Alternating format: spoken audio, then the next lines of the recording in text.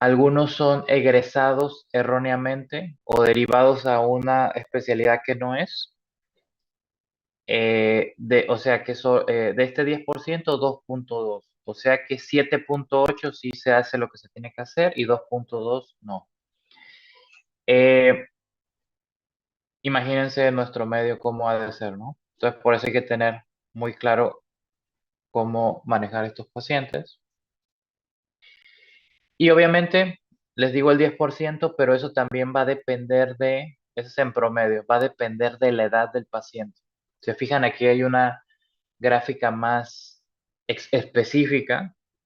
Obviamente, si hay pacientes jóvenes, si se fijan en un joven, eh, o sea, en todos casi la causa más común es dolor torácico no específico, si se fijan, o sea, lo más probable.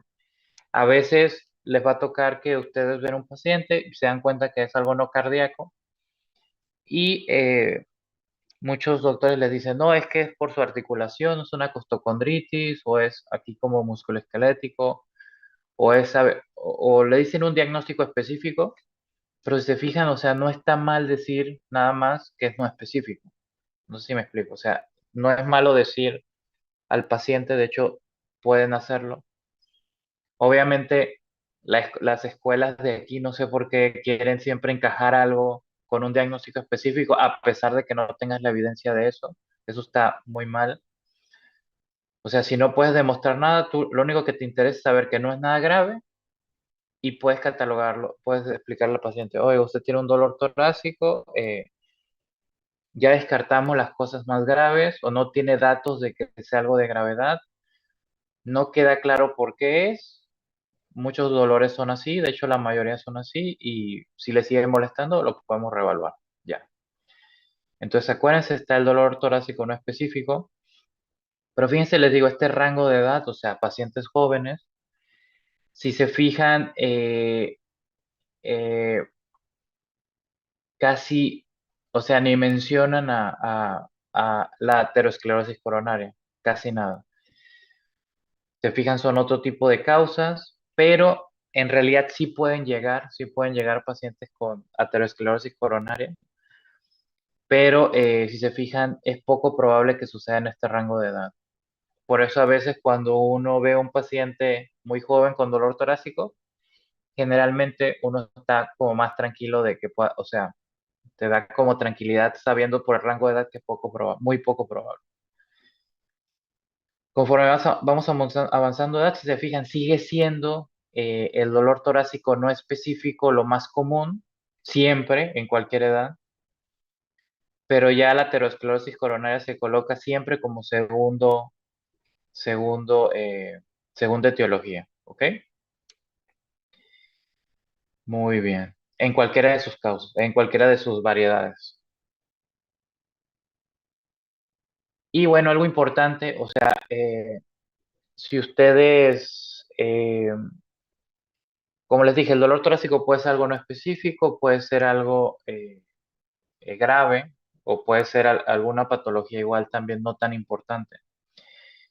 Pero en teoría, según las normas de los de primer mundo, un paciente que tiene un dolor torácico de inicio agudo, o sea, es muy diferente a alguien que te dice, no, es que yo cargué un bloque de cemento y me duele el pecho desde hace 2 semanas.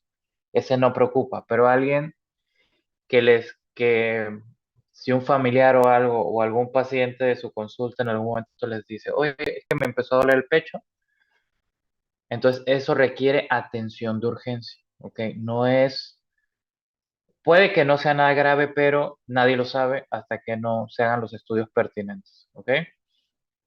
Entonces, obviamente, en lugares donde funciona muy bien las ambulancias, sería hablar al 911 para que lo lleven en ambulancia, pero quizá nuestro medio que no es tan funcional, bueno, no funcional, sino tan efectivo quizá, o tan disponible el servicio de ambulancia. Entonces igual también vale que llévelo a urgencias rápido, no sé, su hijo o lo que sea, ¿ok? Entonces, muy importante, estos pacientes con dolor torácico agudo se evalúan en urgencias, ¿sí? Luego, en cuanto a la historia clínica del examen físico, debe ser un examen físico muy enfocado, en donde se incluyan las características, duración del dolor, o de los síntomas asociados, eh, y hay que determinar muy bien los factores de riesgo cardiovascular. Acuérdense, ustedes ya saben muy bien su alicia, o sea, se debe aplicar el alicia al dolor torácico, pero aparte de eso,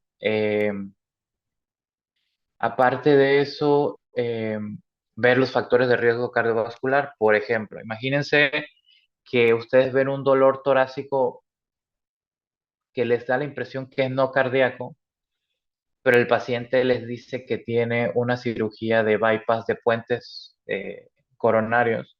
Entonces ahí todo pasa a segundo término y en ese caso ese dolor es del corazón hasta que no se demuestre lo contrario. Entonces se queda hospitalizado y ya en cardiología se encargarán de dilucidar si el dolor era de origen cardíaco o no. Entonces, para que vean que también es muy importante el interrogatorio de todos los factores cardiovasculares agregados. ¿Ok? Y bueno, en el examen físico, igual debe ser un examen enfocado para, sobre todo, para descartar lo más grave. O sea, acuérdense, en estos casos, como les dije, a veces no importa que sea no específico, es lo de menos, pero lo importante es que no se te vaya lo que puede poner en riesgo la vida del paciente, que casi siempre son los síndromes coronarios agudos, los síndromes aórticos agudos como la disección aórtica, el embolismo, el tromboembolia pulmonar y la ruptura esofágica. Estas tres eh, las puede manejar cardiología y estamos en clase de cardiología. Esta última no, obviamente, pero igual si se fijan son tres de las cuatro enfermedades más serias, son tres cardiovasculares y una gastrointestinal, que es la ruptura esofágica. ¿Ok? Entonces hay que enfocar mucho nuestra historia, nuestra exploración física y a comprobar o descartar estas cuatro patologías. Eh, Aquí hay una tabla de como qué son los hallazgos que podemos encontrar en cada una de ellas. Recuerden, todo no es blanco y negro. A veces podemos no tener ninguna de estas y tener esos padecimientos, pero sí es bueno tratar de buscarlos porque si lo tenemos ya nos orienta mucho hacia qué patología estamos enfrentando. Un síndrome coronario agudo generalmente son pacientes que están diaforéticos, tienen taquipnea, taquicardia, pueden o no, no todos tienen hipotensión obviamente, no todos tienen estertores pulmonares, pueden tener un S3 si tienen falla cardíaca, pueden tener un soplo de insuficiencia mitral si afecta la mitral, o sea, todo esto no es como requisito, pero puede pasar, pueden tenerlos. Si lo tiene, obviamente nos orienta más hacia esa patología. Y aquí viene. Si el examen puede ser completamente normal, o sea, un examen normal no excluye un síndrome coronario agudo. ¿Ok? La tromboembolia pulmonar generalmente tiene taquicardia, disnea. Si se fijan, la disnea es muy prevalente. O sea, alguien que no tenga disnea, o sea, una prevalencia de 90% en un síntoma, te hace pensar que si no lo tiene, tienes que dudar de ese diagnóstico. ¿Ok? Y bueno, el dolor puede aparecer a la inspiración, pero les digo, no es requisito, pero en fin, ¿ok? Entonces, acuérdense, la tromboembolia pulmonar puede ser una causa de dolor torácico, generalmente, o en el mundo, no, ¿cómo se llama? Idealmente no, pero estrictamente el dolor tiene otras características diferentes a la del síndrome coronario agudo.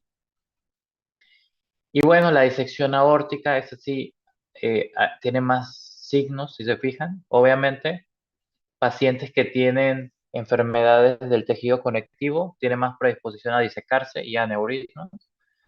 Entonces, habría que buscar esos signos indirectos, por ejemplo, en el Marfan, Aranodactilia, Pectus cavatum, luxación del cristalino, hiper extensibilidad de las articulaciones, todo ese tipo de cosas.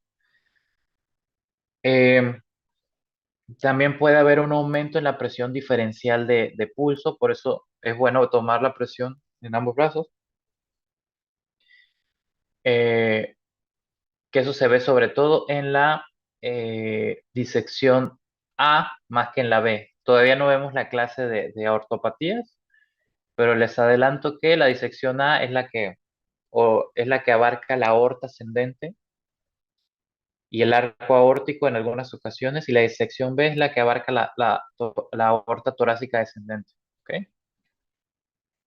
En la disección aórtica el dolor es generalmente abrupto, hay diferencial de pulsos. En la radiografía se puede ver un mediastino ensanchado. Si vemos eso, la probabilidad de disección es más de 80%. Puede haber síncope.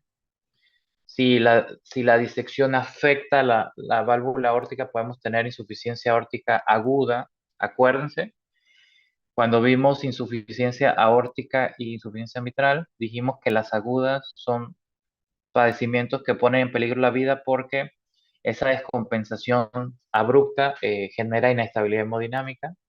Y dijimos que la insuficiencia aórtica tenía cuatro causas, que eran endocarditis, que era disección aórtica, por cierto, síndrome aórtico agudo, ajá, eh, endocarditis, que podía ser por un trauma, y ¿qué más? ¿Había otra más? ¿O me equivoco? Creo que eran esas tres nada más. Le dije cuatro, pero son tres. Esas tres, o sea, se fijan, es una enfermedad que no tiene como muchas etiologías. ¿Ok? Sí, muchas etiologías. Entonces, esta es una de las que mencionamos en la clase de insuficiencia aórtica. ¿Ok? Pero tiene que ser ascendente, que es la tipo A. O sea, tiene que afectar la aorta ascendente porque si no, pues obviamente no habrá manera de que se relacione con un problema con algún problema de la válvula aórtica. ¿Sí? Y bueno, esta enfermedad igual no es de nuestra incumbencia, pero la ruptura esofágica se manifestaría como enfisema subcutáneo, vómito, neumotórax. Por eso se fijan, obviamente, si da tiempo, si no es un infarto con elevación del ST, o sea, se necesita una radiografía de todas, y para eso necesitamos que esté en un hospital, ¿no? O en un lugar que tenga un servicio de urgencias con radiografía, electro, todo eso. O sea, por eso les digo que son pacientes que se deben evaluar en urgencias. Neumotórax en el 20% de los pacientes, y eso va a provocar una disminución unilateral o ausencia de ruidos respiratorios. Y bueno, sin duda hay causas no, esos son los graves, son cuatro. Eso sí, perdón, eso sí puede ser pregunta de examen, acuérdense. Las cuatro causas graves de dolor torácico. ¿Ok? Síndromes coronarios agudos, embolismo pulmonar, disección aórtica y ruptura esofágica. Lo vuelvo a repetir, que ustedes se enfrentan a estos pacientes. Si ustedes descartan eso, pueden estar más o tranquilos generalmente. O sea, saben que son pacientes que dan tiempo a estudiarlos. ¿Ok? Sin duda hay otras causas de dolor torácico, ya no tan graves, pero que sí tienen alguna etiología específica, que son básicamente estenosis aórtica. Acuérdense, uno de los síntomas de estenosis aórtica es dolor torácico. Acuérdense, dolor torácico, disnea, o sea, significa disnea por falla cardíaca, y lipotimia, mareo y o síncope. ¿Ok? La eh, insuficiencia aórtica también puede darlo. La miocardiopatía hipertrófica también puede dar dolor torácico. Entonces, de las causas que no son de origen coronario, las cardiopatías que no son de origen coronario, que pueden dar esto, aquí hay tres. ¿Ok? La pericarditis también. La pericarditis generalmente está asociada a fiebre, a dolor pleurítico torácico. Tiene la característica que cuando el paciente se acuesta, empeora el dolor y cuando echa hacia adelante, o sea, se sienta, disminuye y puede tener un frote pericárdico. ¿Ok?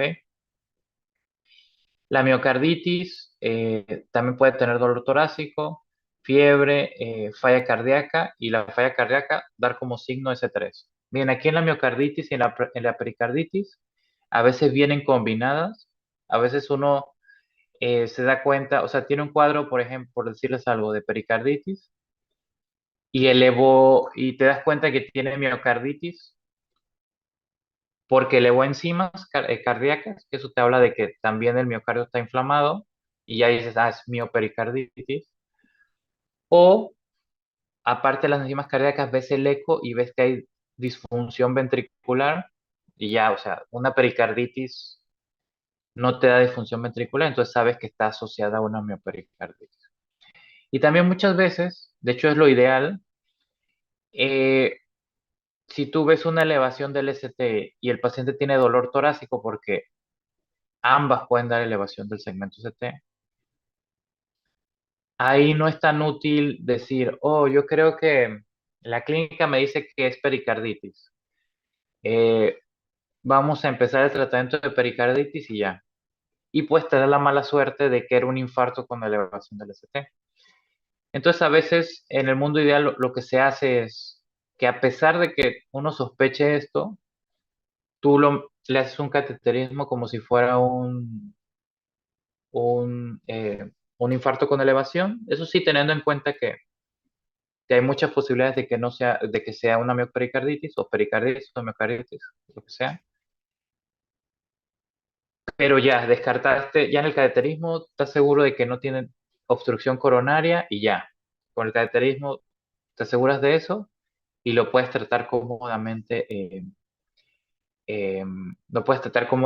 cómodamente en el hospital, ya con calma, sabiendo que no tiene mayor, o sea, no necesitan ningún tratamiento mecánico urgente. Entonces, estos pacientes generalmente también van a cateterismo, por lo que les acabo de comentar. Estos de acá no, estos sí, eh, hay varios datos que te dicen que, o sea, tú lo puedes como diagnosticar con más certeza. Eh, Obviamente, esto sí no voy a explicarlo, pero también problemas gastrointestinales pueden dar dolor torácico o epigástrico. Algo importante es eh, que a pesar de que no viene en el abordaje de dolor torácico, es algo del dolor epigástrico. Ujú. Igual anótenlo, eso no está escrito en la diapositiva, pero escríbanlo. Hay tres que pueden ser pronto examen. Hay tres causas graves de dolor epigástrico. Tres. Una cardíaca y dos gastrointestinales. Y básicamente son úlcera, úlcera gastroduodenal, o sea, cualquiera de las dos, perforada, pancreatitis e infarto o síndrome coronario agudo de cara inferior. Entonces, igual, si hay un dolor epigástrico, si un paciente llega con dolor epigástrico urgencias, entonces, como son esas causas, lo descartan fácil con una radiografía de abdomen, ven si tiene aire libre, si no tiene, no está perforado, no tiene la úlcera perforada. Con un electro, si el electro está bien, bueno, mínimo no es un infarto con elevación del ST que requiera algo más. Igual le piden sus enzimas, que vamos a ver que hay unos algoritmos de enzimas para ver, de enzimas cardíacas, y enzimas pancreáticas para ver que no tengan pancreatitis. Entonces acuérdense, el dolor epigástrico también puede ser por un infarto, ¿ok? Son tres causas. La neumonía, bueno, eso no sé si han visto neumología, pero bueno, eso tiene su cuadro clínico, el neumotórax igual. El dolor torácico también puede ser de origen musculoesquelético, que se llama costocondritis o síndrome de Tietz. Y bueno, también a veces el dolor torácico puede ser como el preámbulo de que vaya a salir un herpes zóster ahí en el tórax. ¿Ok? Em, Oigan, nada más quiero corroborar algo. Están conectados los dos grupos, ¿verdad? El A y el B. Solo confirme, por favor. Exacto. ¿Cómo? Sí, sí. Ok, ok. Déjenme ver cuántos participantes hay. Voy a dejar de compartir un momento. A ver cuántos estamos aquí. Mira, a ver, esperen, esperen. Ok, está bien. Perfecto. Vamos a regresar.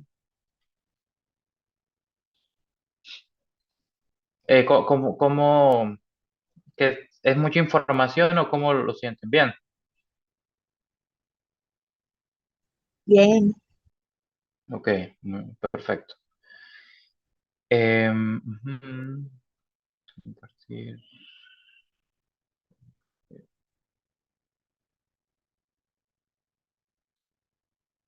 compartir, ujú, perfecto. Entonces sigamos. Entonces, el dolor torácico, entonces ya sabemos eso. Ahora vamos a enfocarnos en la parte de los síndromes coronarios agudos. Como les dije, aparte de el Alicia, que obviamente es útil, también es muy útil saber los factores de riesgo cardiovascular previos del paciente y eso incluye estudios previos. Si alguien tiene un estudio en donde previamente se le documentó que tenía enfermedad aterosclerótica de las arterias coronarias, pues obviamente eso aumenta la posibilidad del dolor, que el dolor sea de origen por aterosclerosis, secundaria aterosclerosis, bastante. Entonces es muy útil conocer eso, ese tipo de información. Por eso cuando les toca un paciente, siempre pregunten, oiga, ¿se le conoce algún problema del corazón, algún problema aórtico, lo que sea? Y a lo mejor ahí está la respuesta que tanto están buscando ahí con el Alicia, ahí a lo mejor la tienen. Y oiga, ¿tiene algún estudio, algo, lo puede conseguir? Y ya eso también ayuda. ¿Ok? Entonces, hay unos estudios de estrés, eh, que esos estudios de estrés son como que miden de manera indirecta el, el, miden de manera indirecta la perfusión del corazón. La perfusión es una manera de medir de manera indirecta alguna obstrucción de las arterias. Y básicamente lo que se hacen es que se toman imágenes con el paciente en reposo y se hace esfuerzo, puede ser farmacológico o fisiológico, o sea, caminar, correr, bicicleta, bueno, sí, correr puede ser. Y se hacen imágenes en estrés, ¿ok? Entonces, hay muchos, muchos, ¿cómo se llama? Muchos datos de probabilidades aquí, como el likelihood ratio, que se llama razón de verosimilitud, sensibilidad y especificidad, pero esta y cuadrada que es un, es como un factor estadístico que relaciona la heterogeneidad de los estudios, porque si se fijan, aquí que hay un estudio no necesita esto, pero en los demás que combina 3 estudios, 5 estudios, 9, 9, 9, 2 estudios, así, lo que hace es ver como la heterogeneidad del estudio y obviamente si es muy heterogéneo no se puede comparar, pero aquí todos los eh, se pueden comparar, no hay ningún problema. Pero lo que nos sirve para la práctica es los valores predictivos positivos y negativos. O sea, vamos a dejar todo esto para enfocarnos en lo que nos sirve para la práctica clínica. Se fijan si alguien tiene ya demostrado por un estudio de estrés anormal, obviamente, tiene un valor predictivo positivo de 32%. Se fijan, de todos los antecedentes, este es el que más da. Enfermedad arterial periférica es la segunda que más da. ¿Por qué? Porque si tienes aterosclerosis en las piernas o en los brazos o en las extremidades inferiores y superiores, la posibilidad de que tengas en las coronarias es más alta. Si ya tenías enfermedad del coronaria aterosclerótica previa también, 23% de valor predictivo positivo. De que ese dolor sea por un síndrome coronario agudo. Si tienes un infarto de miocardio también, 19%. Si tienes, y si se fijan, ninguno de estos tiene un valor predictivo negativo alto, ninguno. O sea, que si no lo tienes, no puedes descartar, ¿ok? Mm. Pero si se fijan, el valor predictivo positivo sí te aumenta considerablemente la probabilidad. Obviamente, si tienes enfermedad cerebrovascular, lo mismo que la enfermedad cerebral periférica, si tienes enfermedad en un lado, seguramente tienes en otro. Los factores de riesgo que ya conocemos todos, diabetes, ser hombre. Acuérdense que las hormonas femeninas dan protección cardiovascular, dislipidemia, hipertensión, uso de sí, fumar. Si hay antecedentes familiares de enfermedad aterosclerótica coronaria, obesidad y obviamente si ya está operado de un puente, de cirugía de bypass, esto significa CABG significa, todo el mundo lo lee como CABG, y es cirugía de bypass coronario. Obviamente, si ya tiene enfermedad, pues más probable que tenga un problema, que el dolor torácico sea por un síndrome coronario. En cuanto a, en cuanto a las características del dolor, como les dije algunas, disculpen, déjenme ver algunas más. Disculpen.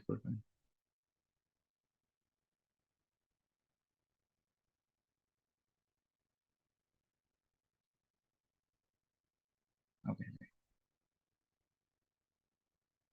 ok. Mariana, disculpa, no había visto tu mensaje, sorry. Pero ya están todos conectados, creo, ¿no? Ya todos están conectados. Igual, al final tuve que escoger independientemente alguno de los links para que se puedan conectar todos, pero daba igual si era el del grupo A o B, aunque creo que están etiquetados al revés. Creo que el A dice B y viceversa. ¿Sí?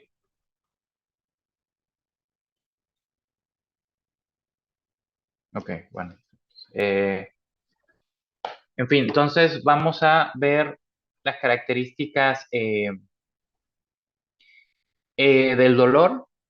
Si se fijan, la que más valor predictivo positivo tiene es que se irradia los dos brazos. Otro dato importante que es de los que más valor predictivo positivo tiene para saber si es un síndrome coronario agudo es que el dolor sea similar a un dolor que o sea, por ejemplo, si es alguien que ya tuvo un infarto, que el dolor sea igual al infarto previo que tuvo, que sea un patrón cambiante en un transcurso de 24 horas. Acuérdense, aquí está el dolor típico, que es el que les enseñan en propedéutica, el dolor típico del corazón. Se fijan, da buen valor predictivo positivo, pero no es el que más da. ¿Alguien se acuerda cuál es el dolor torácico típico de cardíaco? Las características.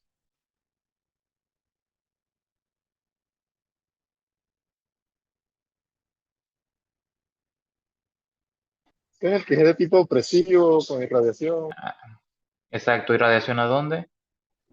Hacia el brazo izquierdo. Hacia el brazo izquierdo, exacto. Pero si se fijan, es Esto, por incluso, ejemplo, es el típico, pero si se fijan, miren, la irradiación a ambos brazos es más característica todavía, pero sí, esa es ¿qué más? Sudoración, opresivo, muy intenso, ¿no? De acuerdo. Y bueno, obviamente, si hay una obstrucción coronaria y te da dolor en reposo, si haces esfuerzo te va a doler más. Puede haber irradiación a cuello. eh, a veces hay como algunos dolores torácicos, a veces hay algunos dolores torácicos como centinelas, que como que les da un dolor ligeramente de las características de dolor cardíaco, pero es como muy leve y se les quita de manera espontánea y luego vuelven a tener el dolor pero más intenso, que es el que los hace visitar a un médico. Entonces eso se refiere como un episodio similar reciente. Aquí como que se va separando lo del dolor torácico típico, la radiación al brazo y radiación al brazo izquierdo, pero si se fijan, tiene menos valor predictivo positivo que la irradiación a ambos brazos. Si hay deferencia asociada, si hay disnea asociada, que inicie súbitamente, que mejore con la nitroglicerina, que tenga las irradiaciones atípicas, que fueron las que mencionamos, ambos brazos, brazo izquierdo, cuello. Incluso si el dolor es quemante, podría ser por un síndrome coronario agudo, para que vean. Es muy variable, no es solo blanco y negro, hay un montón de tonalidades de grises, por eso es complejo. Como les dije alguna vez, imagínense, hay una guía de abordaje de dolor torácico, una guía que creo que tiene, no me acuerdo si son 120, como 100 páginas, imagínense, de solo de abordaje de dolor torácico. Puede haber náusea, vómito asociado, palpitaciones, síncope y el dolor pleurítico, como les dije. Incluso el dolor pleurítico podría ser un síndrome coronario agudo, pero eso sí, no es algo frecuente. En cuanto al examen físico, hay ciertos datos que sugieren que pueda ser un ACS, pero igual no son específicos, porque se pueden ver en otras enfermedades. La hipotensión, estertores pulmonares, taquipnea, taquicardia. eh, Incluso a veces el dolor se puede reproducir a la palpación y ser de origen cardíaco. Bien, yo me acuerdo, a mí me tocó, cuando me hice internado aquí, me tocó en urgencias del Santo Tomás, me tocó ver a un paciente. No sé si sepan, pero el Santo Tomás es un hospital súper frío, súper frío. Y el señor iba con un suéter sin mangas y llegó por dolor torácico. Entonces él decía que era hipertenso y era asintomático hasta antes de ese evento. O sea, era un dolor abrupto, muy intenso. Obviamente había que verlo en urgencia. Y, eh, bueno, cuando eres interno aquí, o sea, no es que tú puedas tomar las decisiones libremente, sino que como que tú empiezas y ya luego tienes que comentarlo con algún funcionario. Y, entonces, ajá, el señor, le digo, suerte sin mangas, en un lugar súper frío y él está sudando. Entonces ahí es donde a veces hay que individualizar todo y dices, oye, si aquí está frío, ¿por qué él está sudando? Entonces te das cuenta que ese dolor ha de ser algo, a lo mejor está en los 4 dolores torácicos importantes que dijimos. Y él decía también que era demasiado intenso y que se le iba hacia la espalda y que sentía como si lo desgarraran, si lo estuvieran desgarrando y que se iba moviendo. Entonces yo dije, y lo revisé y la exploración sin nada. Entonces obviamente eso puede sugerir un síndrome aórtico agudo. Igual les digo, luego lo vamos a ver en la clase de aorta. Y todo esto lleva a lo de la palpación, a lo que voy. Entonces ya obviamente yo puse sospecha de síndrome aórtico agudo, a que había que hacer un angiocat de aorta para ver que no fuera, para descartar. Porque le hice el electro y se veía bien, estaba normal. Y las troponinas, igual le pedí las troponinas para hacer el triage de troponinas, que ahorita lo vamos a ver cómo se hace. Y ya se lo enseñé, le presenté el caso a la funcionaria, se enojó mucho de que no, que eso no podría ser un síndrome aórtico agudo. Yo creo que ella a lo mejor nunca había diagnosticado un síndrome aórtico agudo, probablemente.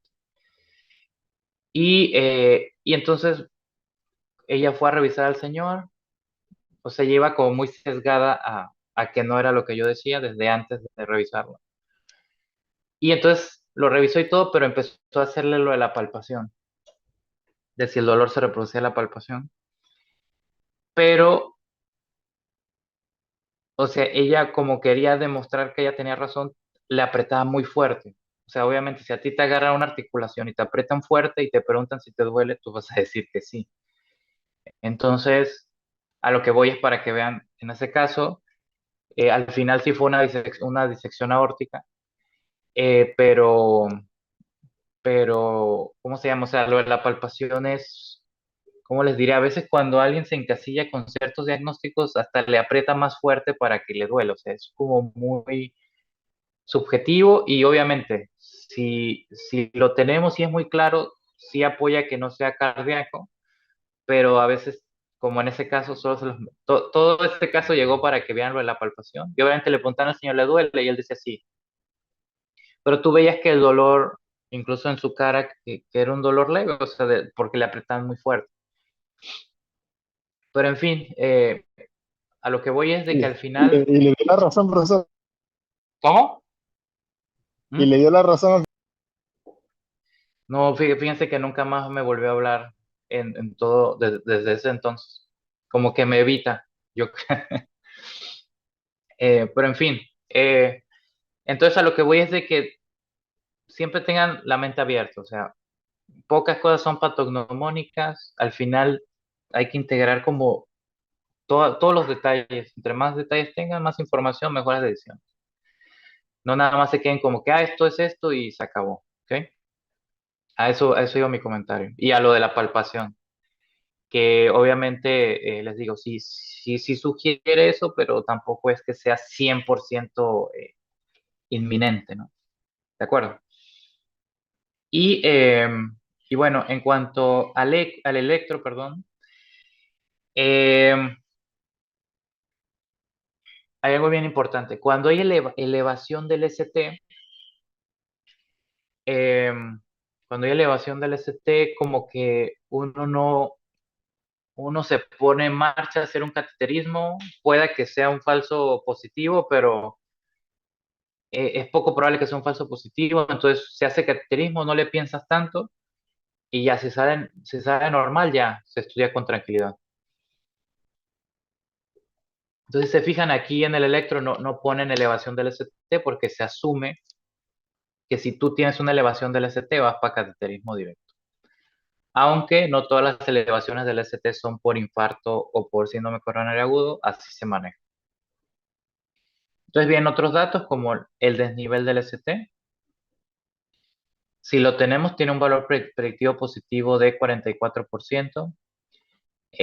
Otros datos de isquemia en el electro, como isquemia subendocárdica, subepicárdica, bla, bla, bla, bla. También.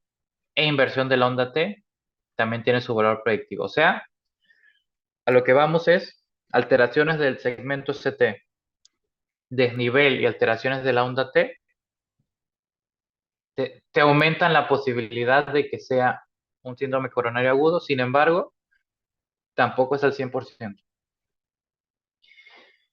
Entonces, ¿qué algunas consideraciones generales que debemos de tener? Si en teoría todo paciente deberíamos hacerle un electro, ¿sí? Excepto que hay una causa no cardíaca evidente. O sea, como les digo, si hay alguien que les dice, oye, nunca había hecho ejercicio en mi vida, me puse a hacer ejercicio, me duele un poco el pecho cuando muevo, pero es algo muy leve. O sea, eso no hay por qué hacer un electro. A ese tipo de cosas me refiero. O, ¿qué les digo? O me peleé en la calle, me duele el pecho y tiene un moretón ahí, o sea, también, o sea, ahí no hay mayor cosa. Eh, si ustedes no están en un servicio de urgencias y les llega un paciente con evidencia clara de un síndrome coronario agudo, hay que enviarlo de una vez a un servicio de urgencias, ¿ok? De preferencia en ambulancia, pero con lo que haya. Otra cosa bien importante, y que esta sí va a ser pregunta de examen, es que ya, o sea, si no es esos casos en donde de verdad es obvio que no es un problema del corazón,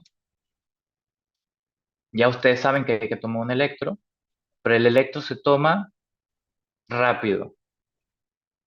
O sea, en teoría, el paciente llega, o sea, no de que le dan su ficha, debería llegar y en 10 minutos debería tener ya su electro. Entonces, en el mundo ideal se maneja así. Llega el paciente, es un dolor torácico, tómale un electro. No tiene ningún dato de alto riesgo. Bueno, lo atienden en un momento. Ya, así se maneja, ¿ok? Bueno, igual lo interrogan rápido porque igual, acuérdense, no solo es infarto con elevación del ST o síndromes coronarios agudos lo único grave, también están otras tres cosas, pero si no tiene datos así aparentes de alguna de las otras tres causas graves de dolor torácico, igual ahí se lo pueden llevar tranquilo. Y si se sospecha síndrome coronario agudo, hay que hacer troponinas, siempre. Sin embargo, hay muchas decisiones que se pueden hacer sin las troponinas, pero en cuanto llega, dentro de los estudios que le toman, electrotroponinas, ¿ok? Y bueno, obviamente, si no hacemos esto, eso puede dañar a nuestro paciente.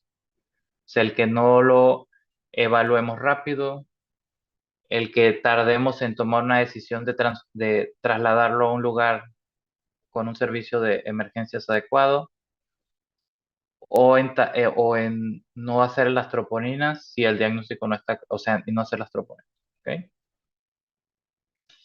Entonces la guía de dolor torácico pone ciertas, como una mnemotecnia, pero de verdad que es una mnemotecnia muy larga. Pero acuérdense, siempre que hay un dolor torácico, es más que el dolor. Acuérdense, hay que verlo como siempre descartar las causas graves. El estudio que más información nos va a dar en el dolor torácico, sin duda, son las troponinas. Aquí en Panamá bueno, en la mayoría de los hospitales hay troponinas de alta sensibilidad. Por ejemplo, en el MINSA, en todo, sí, me puedo equivocar, pero todo lo que he visto, el San Miguel Arcángel, todos los hospitales del interior del MINSA, el Chicho, todos esos, tienen troponinas de alta sensibilidad. O sea que básicamente el MINSA tiene troponinas de alta sensibilidad en todos lados, que es la troponina que ya solo debería existir, no necesitamos la troponina normal, pero curiosamente el Santo Tomás no tiene troponinas de alta sensibilidad, o sea, todos los demás hospitales tienen, que incluso son de menor nivel de atención, pero el Santo Tomás todavía no tiene. No lo sé, pero en teoría ya todas las guías, ya todo viene para usar troponinas de alta sensibilidad. ¿Y por qué es más útil la troponina de alta sensibilidad? Por dos cosas básicamente. Y por eso ya relegó por completo a la troponina normal. Una es la velocidad de cambio. Generalmente con una troponina hay como algoritmos que ahorita los vamos a ver, que puede haber cambios desde una hora. Desde una hora inicial el dolor, ya la troponina te cambia, la troponina alta sensibilidad. A diferencia de la troponina de normal, que los cambios generalmente se ven en 3 a 6 horas. Entonces, vas a poder tomar decisiones más rápido. Y lo otro es que, como dice su nombre, valga la redundancia, es más sensible, o sea, tiende a detectar más casos que la troponina estándar, pero bueno, eso también lo hace expensas de agregar más falsos positivos. Pero igual, en enfermedades así, tú lo que te importa es que no se te vaya nadie. Ya si después tienes que hacer esos estudios para descartar quién sí, quién no, no importa, pero hace que no se te vaya nadie. Entonces son las dos ventajas y por ende es la troponina que se debe usar. Entonces, bueno, no, ahorita les digo qué pregunta vendría con respecto a eso. Acuérdense, debe atenderse en emergencias. Pero esto de compartido es siempre, en cualquier cosa de medicina, siempre la decisión debe ser compartida con el paciente y si el paciente no se puede comunicar con los familiares, sin duda, siempre, sí, todo debe ser compartido. Eh, yo, yo lo que he visto siempre es de que como que siempre, como que el médico ordena qué hay que hacer, pero yo creo que de lo mejor que pueden hacer en su práctica, esto es un consejo personal, eh, sobre todo todo lo que puede llevar a alguna complicación o es riesgoso, siempre es mejor decisiones compartidas porque, eh, te digo, siempre está esa posibilidad de que salgan las cosas mal. Y cuando tú eres claro y haces la decisión compartida, incluso que salgan las cosas mal, no hay problemas. El gran problema es cuando no les explican las consecuencias que puede haber y, y, y no hay como esa posibilidad de decisión compartida y pasa algo malo, ahí es donde vienen todos los, ¿cómo les diré? Los enojos y la frustración de las familiares o personas o el paciente. ¿Mm? Eh, ah, en pacientes de bajo riesgo generalmente no necesitan estudios muy complejos, muy avanzados. Usar los algoritmos. Eh,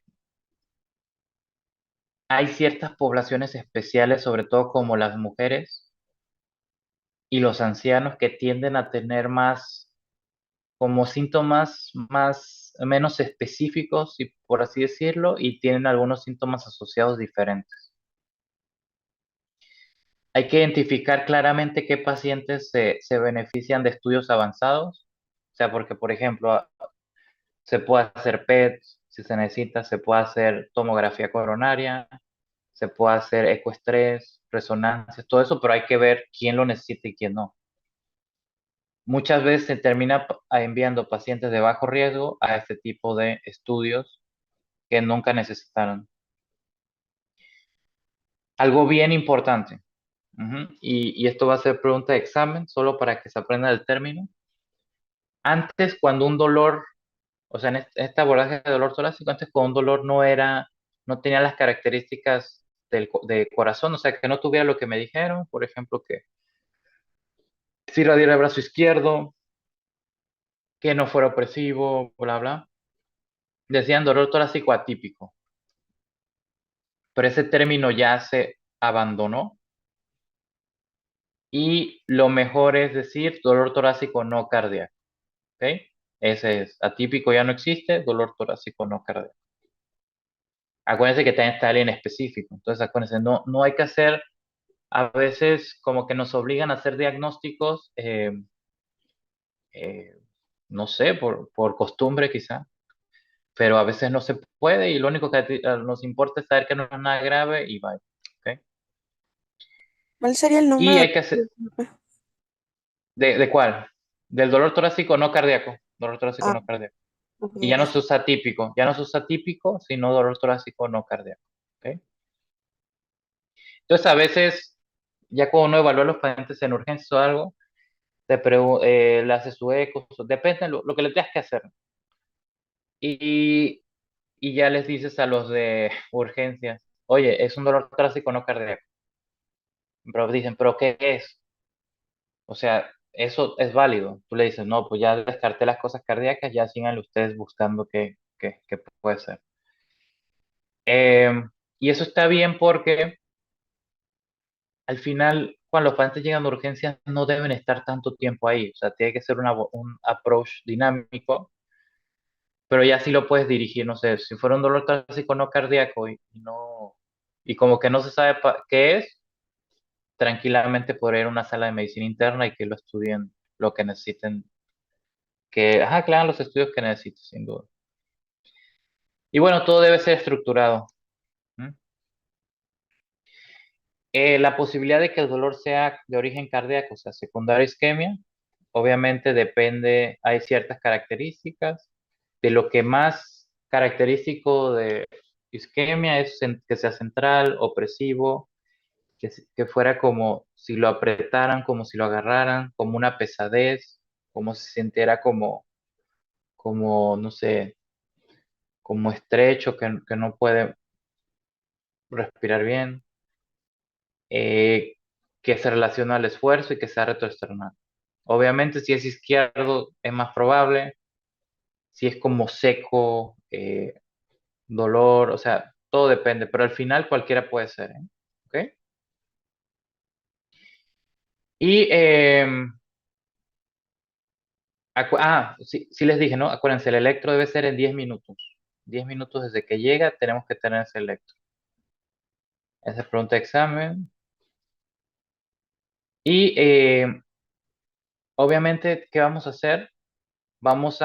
Ya que tenemos esto bien planteado, entonces nosotros tenemos herramientas para, para saber las probabilidades. Acuérdense, nosotros nunca vamos, nadie puede hacerlo. Nunca vamos a poder asegurar, oiga, usted no tiene ningún problema del corazón, es completamente seguro o no. O sea, al final nosotros solo manejamos probabilidades. Y bueno, hay gente que lo dice así, pero en realidad lo único que hace es apostar a una probabilidad. Pero yo creo que eso es malo porque, pues sí, la mayoría de las veces te va a salir bien, pero cuando salga mal, va a haber muchos reclamos de que, pero usted me dijo que todo estaba bien. O sea, no, nosotros manejamos probabilidades y en base a las probabilidades de isquemia miocárdica, ya enfocándonos más ya en el corazón, en isquemia, tomamos las decisiones. Como les dije, ya no se debe usar el término atípico y aquí lo explican por qué las guías quieren eso, debido a que no ayuda en determinar la causa y puede ser malinterpretado como benigno. En lugar de eso, el paciente debe ser eh, descrito como cardíaco, posiblemente cardíaco o no cardíaco, porque esto ayuda más es más específico del diagnóstico subyacente. ¿Ok? Y bueno, las mujeres, como les decía, al igual que los ancianos, que lo vamos a ver en la siguiente diapositiva, tienen como ciertas características diferentes. Eh, hay muchos estudios epidemiológicos, muchos registros que demuestran que, ya saben siempre, ¿no? Eh, no solo las mujeres, también incluso hay estudios de población afroamericana y latina, acuérdense, como son estudios de primer mundo, ellos, o sea, son minoría donde están, y hay como que la atención es diferente a los pacientes que son de otros estratos, pero en cuanto a al género, sabemos que las mujeres tienen riesgo de un subdiagnóstico porque de alguna manera, no sé si una mujer, bueno, como ya sabemos, las hormonas femeninas protegen a la mujer de aterosclerosis, pero tampoco es un efecto 100%, o sea, 100% infalible. O sea, sí hay menos incidencia, pero igual puede haber. Entonces, sumado a ese conocimiento, sumado a que a veces por ser mujer, como que pueden orientar a veces los médicos más hacia un diagnóstico de que si le duele es algo de origen, no sé, psiquiátrico, cosas así, que está mal, obviamente. Entonces, por eso hay subdiagnóstico. Ujú. ¿Sí?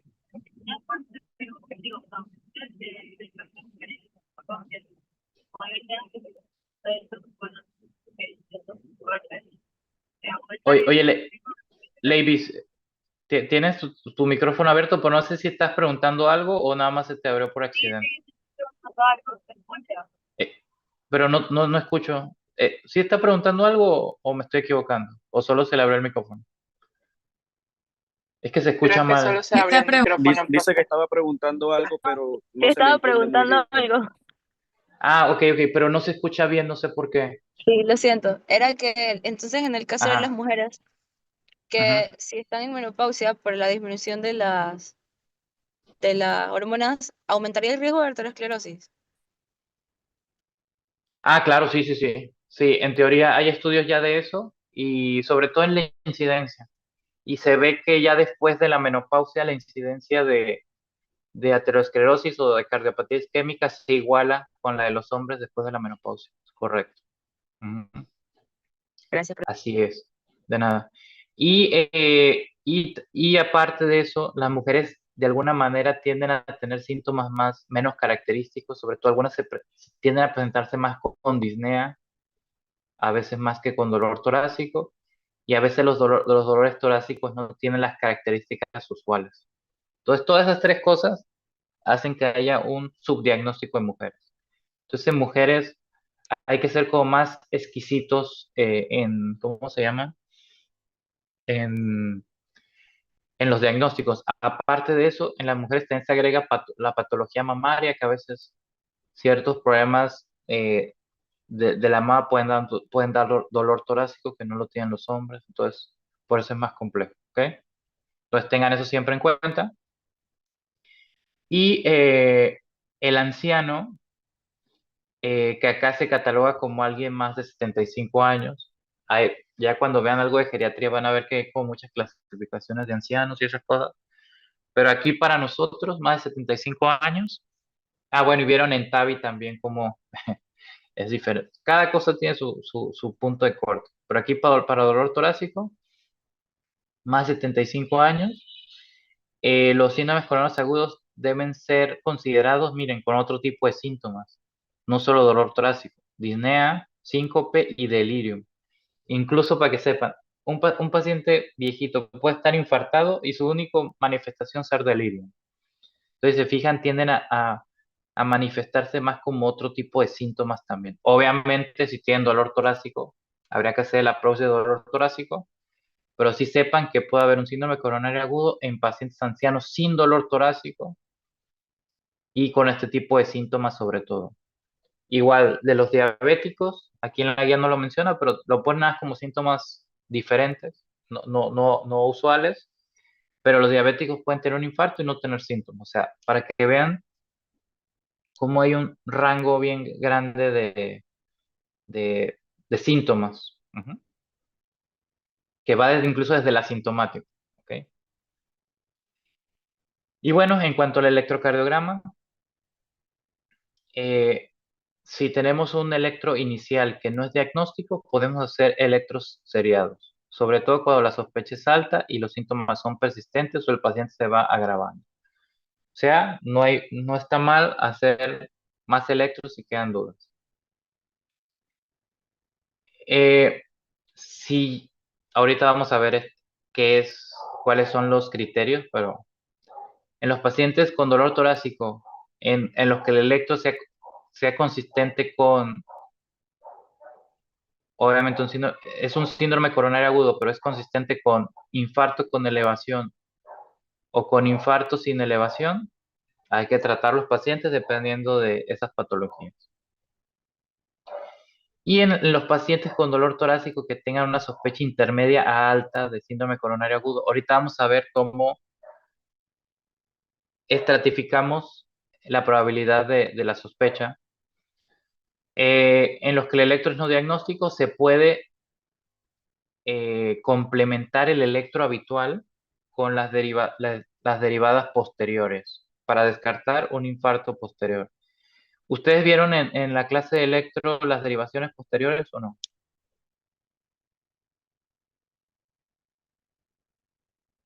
Que son B7, B8 y B9. V7, V8, V9. ¿Las vieron? Sí, doctor. Sí. Ok, perfecto. Y bueno, ahorita regreso a las previas, pero acuérdense, estas se ponen en el quinto espacio intercostal, V7 a nivel de la línea axilar posterior, V8 a nivel de como yo digo de la escápula, pero no sé, bueno, línea medio escapular, ajá, ese es el término correcto, y el V9 paravertebral, quinto espacio intercostal izquierdo, ¿ok? Yo ustedes tenía esa foto a la mano algo porque cuando estén en el hospital y les quedan unas derivadas izquierdas, ya no duden en cómo ponerlas. Acuérdense, V7, línea axilar posterior, V8, línea medio escapular, Y V9, línea paravertebral. ¿Ok? Entonces, ajá, aquí nos quedamos.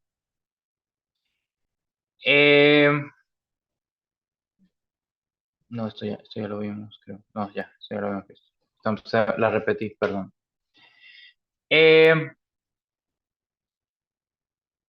Aquí miren, cuando tenemos un paciente, le hacemos el electro y tiene elevación del ST, hay un flujograma que ahorita veremos que es bien diferente.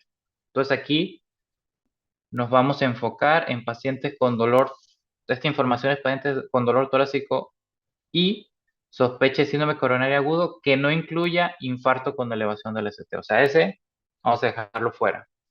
O sea, nos quedaríamos con dos problemas, que sería el infarto sin elevación del ST y la angina inestable. Esos dos, ¿ok? Entonces, estos pacientes se deben categorizar como bajo, intermedio o alto riesgo. En estos pacientes hay que realizar troponinas seriadas para descartar daño miocardio, ¿ok? Ahora, siguiente pregunta de examen. Si hay troponinas elevadas, la elevación de troponina solo significa es igual a daño miocardio, no es igual a infarto, ¿ok? Pueden escribirlo. De hecho, la pregunta va a venir algo así como que la elevación de troponinas es sinónimo de daño miocardio. ¿Eh? Y obviamente también va a venir infarto, pero ya saben que esa no es la respuesta, porque para infarto se necesitan otras características que vienen en la cuarta definición universal de infarto. O sea, esa es una, pero no lo es todo. Entonces, acuérdense, elevación uy, eso les va a ser tan útil en la vida. La elevación de enzimas por sí sola, de troponinas por sí sola, es solo daño miocardio. Hay otras características que se le tendrían que agregar a eso para que sea un infarto, ¿ok? Y deben ser tomadas en el momento cero, o sea, cuando llega el paciente, y se pueden repetir de 1 a 3 horas. Ahora, tanto 1 hora, o sea, si tú le tomas, si llega un paciente con ustedes, le toman en cuanto llega y le vuelven a tomar a la hora, eso funciona igual que tomarle en ese momento que llega y tomarle luego a 3 horas. Yo creo que sinceramente en nuestro medio lo mejor sería 2 horas. ¿Por qué? O 2 o 3 horas. ¿Por qué? Porque yo estoy seguro que le toman la muestra de las 0 horas y llega la muestra de la siguiente hora y todavía no tenemos el resultado de la primera muestra. Entonces, si lo cambias, si utiliza el protocolo, perdón, de 2 a 3 horas, te da tiempo mínimo de ver el primer resultado. Ujú. Ahora, eso es para troponinas de alta sensibilidad. Eso también va a ser pregunta de examen. Acuérdense. ¿Cuándo se toma eso se le llama curva de troponinas para diagnóstico? ¿No? Para diagnóstico. Se toma en el momento cero, las de alta sensibilidad, y la segunda toma se puede realizar entre un periodo de 1 a 3 horas después de la primera toma. ¿Ok?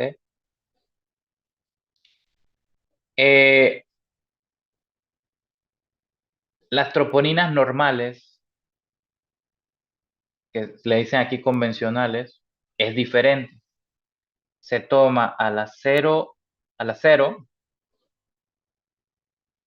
y la siguiente toma generalmente es a las 6 horas, ¿sí?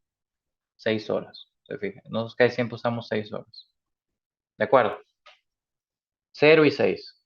O sea, ¿y eso qué te habla? Si tú hiciste estas dos tomas y no elevó, o sea, y las enzimas están normales, ya, sabes que no elevó, puedes descartarlo. O sea, no es que pase más tiempo y va a empezar a elevar, no, ya no te elevó enzimas. Y bueno, Muy importante el término de daño miocárdico o lesión miocárdica. Daño miocárdico. ¿Cómo les dije? ¿Lesión o daño miocárdico? ¿Qué les dije? Lesión, ¿no? Lesión miocárdica. Ujú, Daño. ujú. Yo creo que dijo daño, Sí, doctor. son sinónimos al final. Oyeron, son Daño. sinónimos. Ujú. Y bueno, y acuérdense de eso. Las troponinas elevadas aisladas solo es sinónimo de lesión o daño miocárdico. Daño miocárdico. Y bueno, dependiendo de eso hay ciertos algoritmos, que ahorita los vamos a ver. Eh, Hay igual lo mismo, hay ciertos algoritmos que ahorita vamos a ver. Y hay algo bien importante, para pacientes que llegan con dolor torácico, un electro normal y síntomas sugestivos de síndrome coronario agudo, que llevan ya con el dolor 3 horas. Entonces tú sabes, bueno, llega con el dolor 3 horas, le haces la troponina de alta sensibilidad en el tiempo cero, quizá con eso te es suficiente, porque, pero si se fijan, es una recomendación 2A.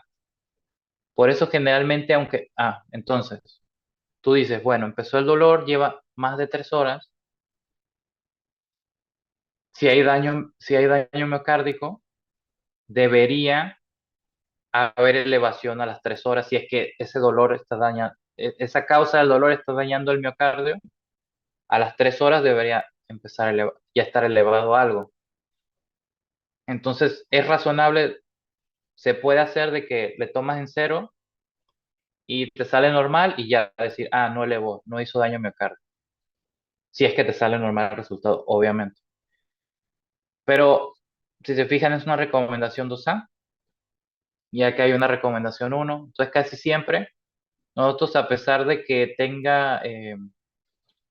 haya iniciado el dolor hace algún tiempo, le hacemos, bueno, el Santo Tomás nada más podemos hacer la del convencional, que es de 1 al 0 y 3 a 6 horas, que nosotros hacemos de 6, o esta. Entonces, pero también está esta opción que no está mal, ¿ok? Eso sí se lo tienen que aprender, ¿ok? ¿Cómo es el manejo de la medición de enzimas en los síndromes coronarios agudos? ¿Ok? Ahora, en el infarto con elevación del ST no necesitamos esto. Obviamente se le toman las enzimas cuando llega, pero no necesitamos esas enzimas para tomar decisiones. El paciente ya sabemos que va para cateterismo. Ya si salen positivas, bueno, es lo que uno esperaba que como fueran a salir. Si salen negativas, bueno, ya, o sea, ya te ha hecho el cateterismo, ya viste las coronarias, ya sabes que tiene. ¿Ok? Entonces acuérdense, esto es para, se fijan, no incluyendo infarto con elevación del ST. No incluyendo infarto con elevación del ST. Muy bien. Lo que vimos de las derivadas posteriores. Y bueno, aquí una tabla un flujograma, perdón, del dolor torácico, ya lo que hemos visto. El dolor torácico, historia, examen físico, electro. Si tenemos elevación del ST, ahorita vamos a ver cuáles son estas guías. Cuando la elevación del ST es difusa, generalmente puede sugerirnos que es pericarditis, pero les digo, si hay dudas, ese paciente se trata con una elevación del ST y se hace cateterismo. ¿Ok? Como dijimos, de los datos del electro que orientan hacia un síndrome coronario agudo o infarto, obviamente sin elevación del ST, son del nivel del ST, negativo, e inversión de las ondas T. Si el electro no es normal, si el electro es normal o no diagnóstico, también puede ser un síndrome coronario agudo, claro. Pero ahí nos basaríamos en las troponinas. Ujú. Y tú dirías, bueno, alguien llegó con dolor torácico, el electro es no normal o no diagnóstico, y las troponinas me salen altas. Dices, es un dolor torácico con daño miocárdico. Tengo que hacer estudios para ver si es infarto o no. ¿Ok? Más estudios. Igual también se puede repetir el electro, sobre todo si son dolores intermitentes.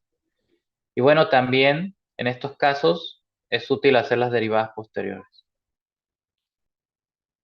Y bueno, si tiene alguna arritmia, hay que seguir las guías de arritmias que ya se acuerdan, ya las vimos, perdón. Miren cómo todo se va conectando. Así es. Acuérdense, esto que ya vimos, hay que ver si hay una causa cardíaca. Son guías de cardiología, estamos en clase de cardiología, entonces vamos a enfocarnos en esto. De lo más importante es ver si es infarto con elevación del ST. Si es así, vamos a seguir este flujograma. Y si es causa cardíaca y no es por infarto sin elevación del ST, aquí pues depende. Puede ser un infarto sin elevación o una angina inestable, puede ser un síndrome aórtico agudo, embolismo pulmonar, miopericarditis o enfermedad valvular. Ahora sí vamos a empezar con lo del riesgo. Bueno, quitando a la elevación del ST, al infarto con elevación del ST, tenemos un posible síndrome coronario agudo. Entonces obtenemos las troponinas. A ver, ¿alguien se acuerda cómo es el timing de las troponinas o el algoritmo? Al minuto 0, tomar las Ujú, troponinas. Después, ujú. o dentro de 1 a 3 horas, tomar otra vez el troponinas. El control, ajá. Y que serían de las de alta sensibilidad, ¿ok? Sí, Troponinas de alta alta sensibilidad. sensibilidad. Ajá. ¿Y de las convencionales? 3 a A las 6 0 horas y a las 6 horas. Ujú. 0 horas, 6 horas es lo que hacemos nosotros estándar, pero incluso se podía 0 a 3, De 0 3 a a 3 a 6. 6. Ajá, perfecto. Muy bien. Muy bien, muy bien. Súper, súper. Eso les va a ser también bien útil. Ujú. Entonces, obtenemos ese abordaje de troponinas. Si salen normales, o sea, si no hay datos de daño miocárdico, ese paciente es de bajo riesgo y no requiere hospitalizarse y no requiere ningún estudio más en ese momento y se egresa a casa. Eso sí, se egresa con cita a algún especialista o algún médico para que lo siga viendo, pero puede irse del hospital, ¿ok? Ujú. Si sale de riesgo intermedio, que ahorita vamos a ver, entonces hay que hacer ciertos estudios. Ujú. Sobre todo de perfusión miocárdica para ver qué es lo que sigue. Pero si nos sale de alto riesgo, hay que hacer cateterismo. ¿Qué es esto? Angiografía coronaria invasiva. No sé, déjenme mostrarles un estudio de angiografía para que vean cómo es. A ver.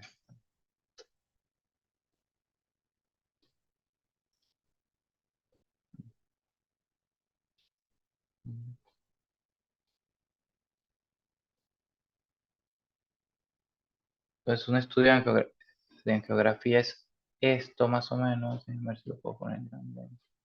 Ok. Miren, se fijan, déjenme ponerlo. Ah, ah, ahí acumuló. No, acá. Esperen un segundo. Ahorita no ven, ¿verdad? Ahora sí.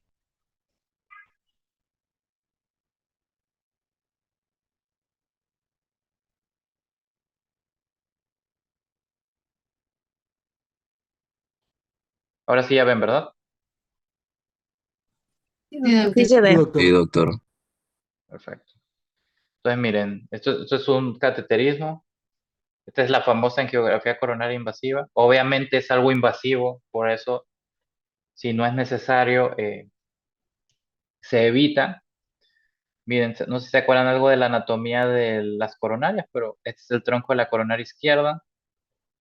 Esta es la circunfleja. La circunfleja da ramos marginales. Esta circunfleja solo tiene dos ramos marginales. Uno aquí pequeño y otro gran, enorme. Y esta es la circunfleja verdadera que va por el surco auriculoventricular, pero está chiquita. Eso depende de los pacientes. Entonces,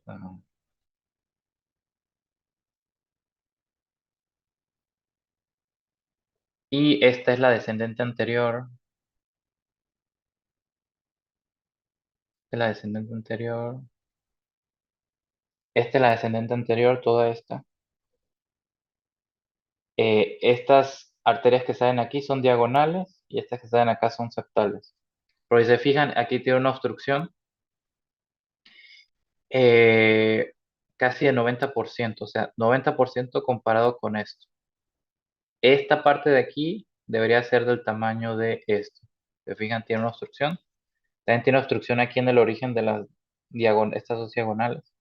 Entonces, por ejemplo, este fue un paciente que llegó por un infarto con elevación del ST. Tristemente, en el sistema público en Panamá no hay angioplastía primaria. Entonces se trombolizó. Pero si se fijan, sí recuperó flujo, que es la meta de la trombolisis. Ahorita vamos a enfocarnos un poquito más después en eso. Pero si se fijan, sí recuperó flujo, o sea, sí salvó este músculo, recuperó el flujo. Pero si se fijan, esto está muy mal, o sea, esto en cualquier rato puede cerrarse. Entonces, tristemente, sobre todo como aquí en Panamá hay pocos cardiólogos intervencionistas en general, entonces los cardiólogos clínicos saben que un tratamiento del infarto es con elevación de ST es la trombolisis. Entonces los trombolizan y está bien, es lo que había que hacer, pero todo trombolizado necesita un cateterismo, porque uno no sabe cómo queda la arteria después de la trombolisis hasta que no la ve. Entonces, sí, en efecto, seguramente él se ha de sentir bien, estar todo, pero tiene un riesgo de reinfarto muy importante. Entonces, por eso todos los pacientes, aunque se trombolicen y no se les haya podido hacer angioplastia primaria, necesitan un cateterismo después para ver esas arterias. Entonces, miren, este paciente aquí no se trató porque aquí estábamos en el seno coronario derecho buscando la coronaria derecha, pero este paciente tenía un origen anómalo de la coronaria derecha. Obviamente eso es congénito.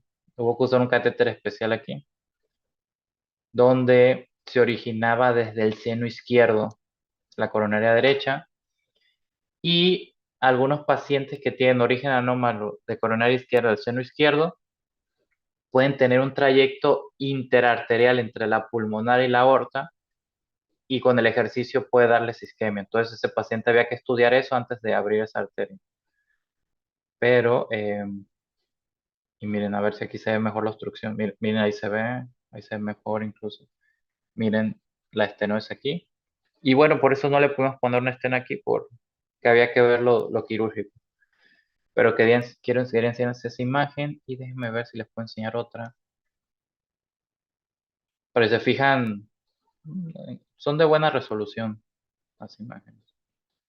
A ver acá. A ver. Ahí será la que queríamos ver.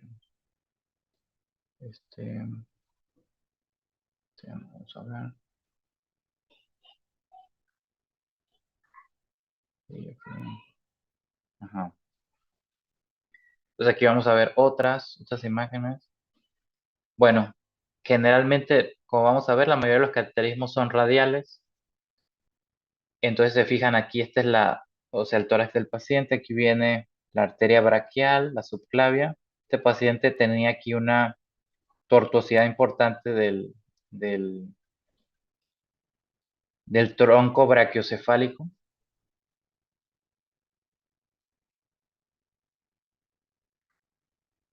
Y bueno, fue difícil ahí llegar a las coronarias por esa tortuosidad, pero creo que sí lo pude hacer, si no me equivoco. Ajá, entonces ya ahí estamos viendo las coronarias. Se fijan, vamos a ver de nuevo. Ujú. Esta es la circunfleja y esta es la descendente anterior. Aquí.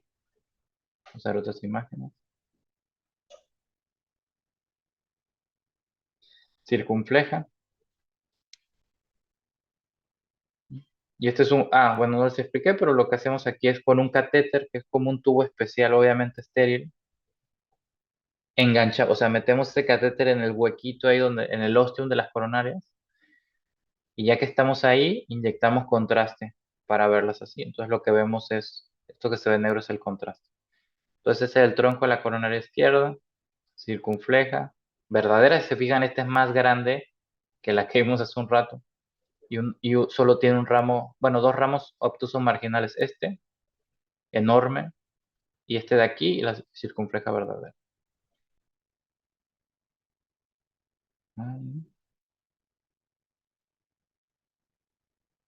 Aquí se ve la descendente anterior por acá, circunfleja por acá.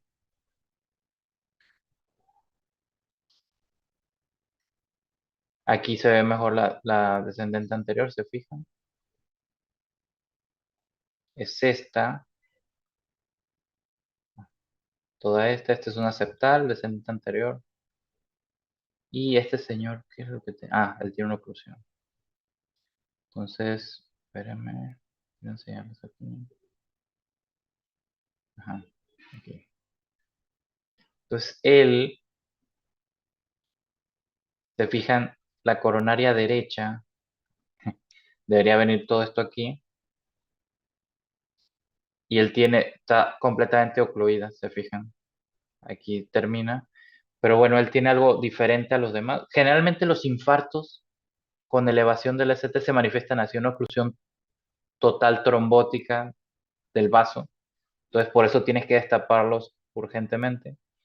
Pero este caso no es de un trombo, sino es algo que se llama oclusión crónica. Son oclusiones totales que llevan más de 3 meses. Y estas necesitan un tratamiento especial porque necesitas mucho equipo y son riesgosas. Entonces, este paciente, siempre estas se hacen en un segundo evento, no se hacen en ese momento. Pero les pongo esta imagen porque así es como se ve un infartado con elevación del ST. Oclusión total trombótica total, ¿ok? Si quieren, anoten eso para el examen, que cuando hay infarto con elevación del ST, hay oclusión total trombótica. Por eso es más urgente el tratamiento. ¿Ok? Muy bien, vamos a seguir aquí con algunas dudas de lo del cateterismo, algo que quieran saber más.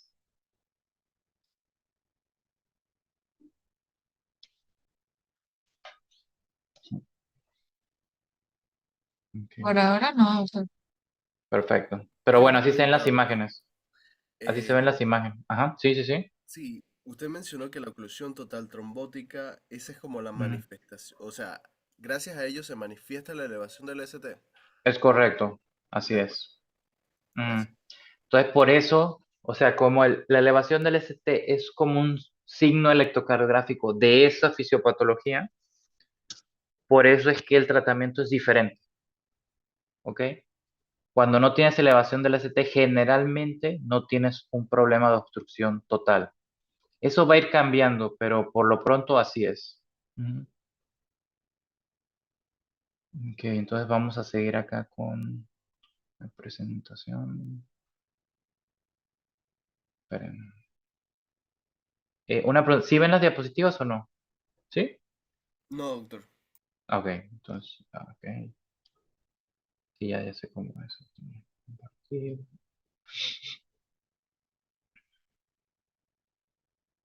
Compartir.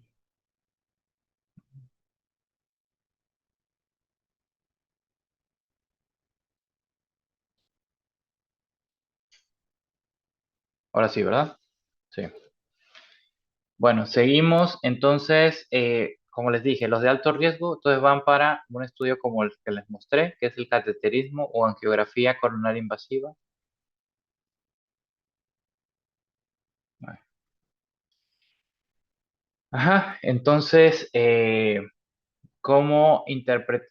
¿Qué hay que saber más de los biomarcadores o las enzimas, famosas enzimas cardíacas, ¿no?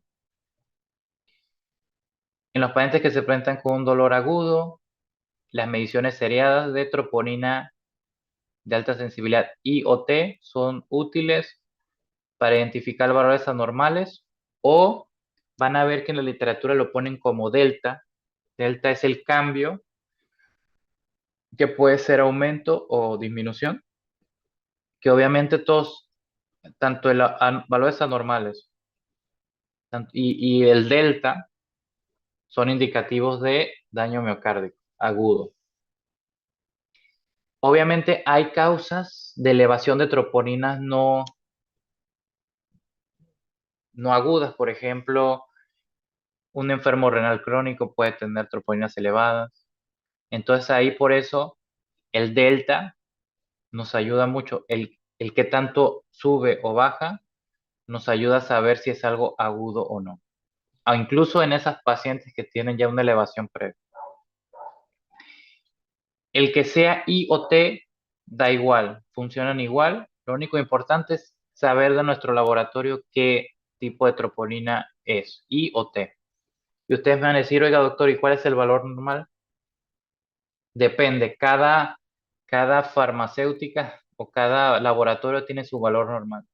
Entonces, lo normal es que esté dentro del 99 percentil de ese laboratorio. Entonces, cada fabricante tiene su valor normal y nosotros tenemos que guiarnos. Los sí tienen cierto valor normal, los T tienen cierto valor normal y eso cambia dependiendo del fabricante. Entonces, ¿cuándo es anormal? Cuando pasa el 99 percentil que ellos ponen, o sea, que pasen del punto de corte que ellos ponen, eso es anormal. ¿Ok? Como les dije, es preferible la troponina alta sensibilidad sobre la troponina convencional por todo lo que les comenté. Es más rápida y aumenta la precisión diagnóstica.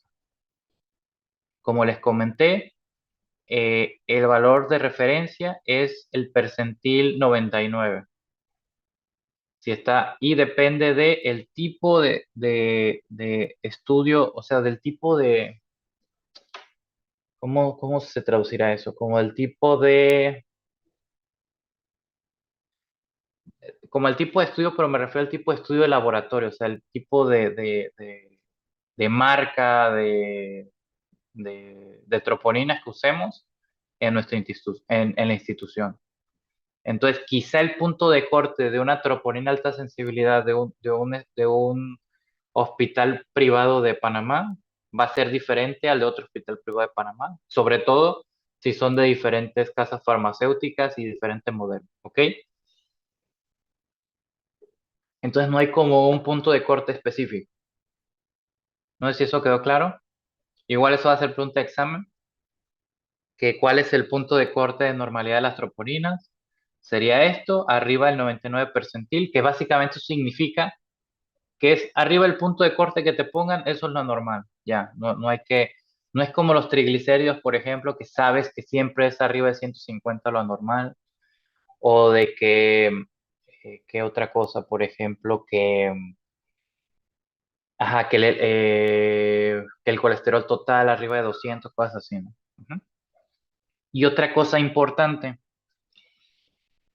ustedes les van a decir, oye, pide enzimas en el hospital, tiene dolor torácico, pídele unas enzimas cardíacas. Mire qué dicen de las enzimas cardíacas que no son troponinas. No hay beneficio. Entonces, ya con las troponinas de alta sensibilidad, la CK, CKMB, que eran otras cosas que se pedían, y la mioglobina no son útiles para el diagnóstico de lesión, de daño miocárdico agudo. ¿Ok? Entonces, solo con la pura troponina, si les dicen, piden enzimas cardíacas, pueden pedir la troponina, podrían pedir el NT-proBNP, sobre todo para que no tenga algo de falla cardíaca, que ya se acuerdan cómo usarlo, ya lo vimos en falla cardíaca. Y podrían pedir un dímero D, que como vamos a ver, el dímero D es útil para excluir en ciertos escenarios tromboembolismo pulmonar, pero también puede ser útil para excluir en ciertos escenarios los síndromes aórticos agudos.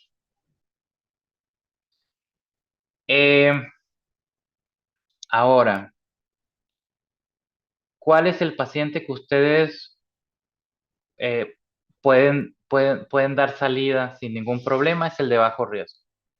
Bajo riesgo significa que los eventos cardiovasculares compuestos, que son infarto, falla cardíaca, hospitalización, todo eso, y muerte, es menor al 1%. Como les dije, nunca podemos asegurar que no va a pasar nada, pero sí podemos explicarle al paciente y al familiar que todo se maneja con riesgos y que con lo que tiene es de bajo riesgo y eso significa que tiene menos de 1% de posibilidades de que le pase algo.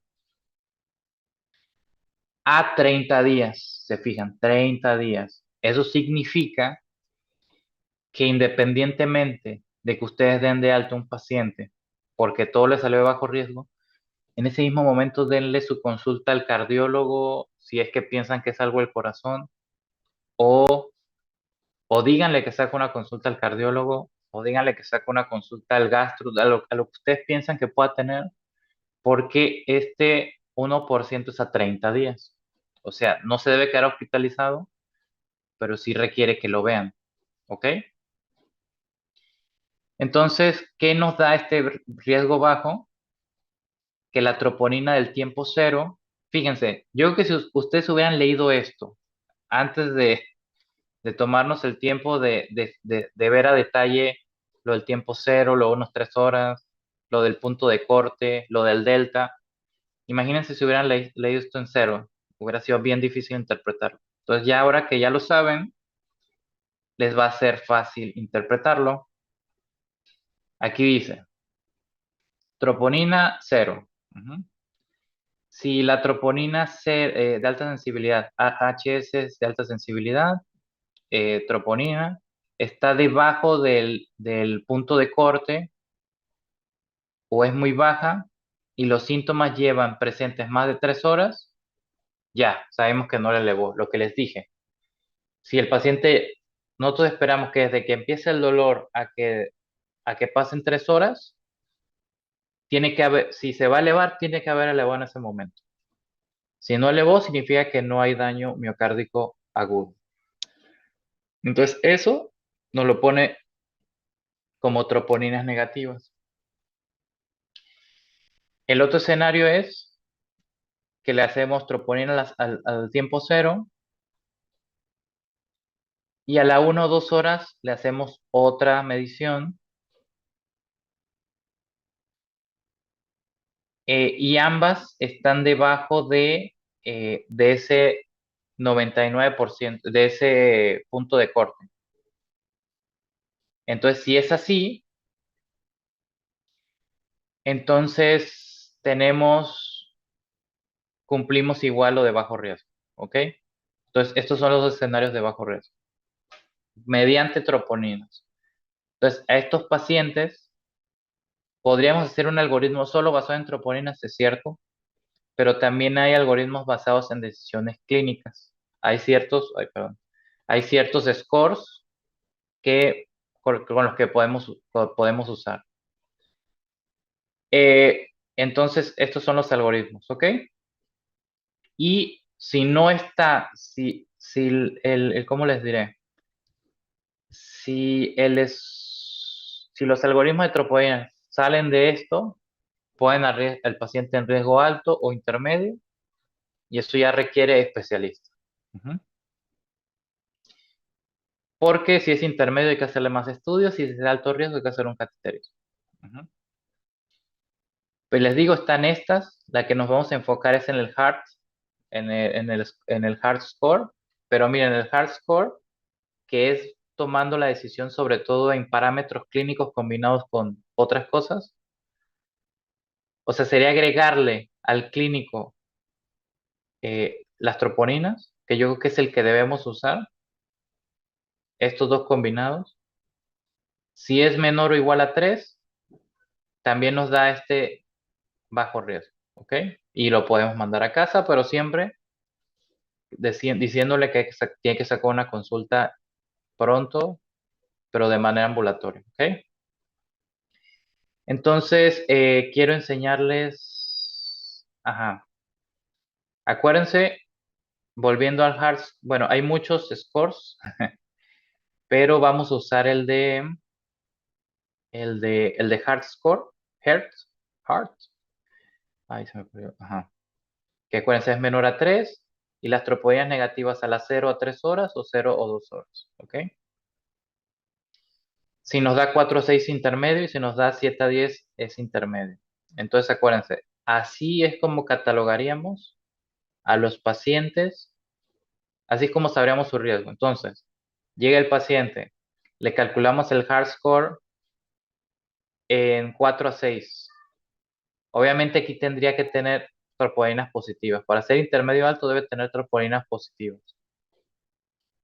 4 a 6 nos sale en intermedio. Ya sabemos que ese paciente tiene que quedar hospitalizado y que le tienen que hacer más estudios para ver qué pasa. Si le sale hard score de 7 a 10, ese paciente requiere cateterismo. Hay que ir hablándole a los intervencionistas para que le hagan un cateterismo. ¿Ok? Y esto es lo que tiene el hard score. Les digo, hay varios, pero yo creo que es el que debemos aprenderlo. No se lo tienen que memorizar, pero lo tienen que tener a mano para cuando vean a los pacientes. Si se fijan, va de 0 a 10. Dependiendo de qué característica tenga en la historia, si el cuadro clínico no es compatible con síndrome coronario agudo, 0.